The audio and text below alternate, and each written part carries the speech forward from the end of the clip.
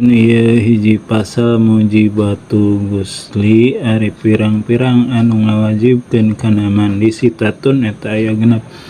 Ilajul hasapati hiji ngalebatkeun hasapapil farji kana farji. Wa khurujul mani sareng kaluar mani wal haidi sareng beres haid wa nifasi sareng nipas. Wal wiladati sareng lahiran wal mautu sareng maot. Perkara anu ngawajibkeun kana mandi eta aya genep. Hiji, ngasupkeun bobogaan kana bobogaannya kana pasanganna kikituan lah. Kaduana kaluar spermanya.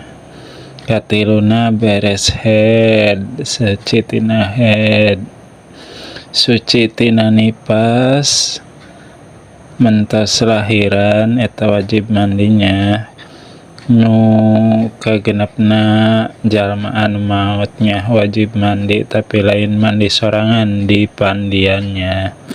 Tasolanya assalamualaikum warahmatullahi wabarakatuh.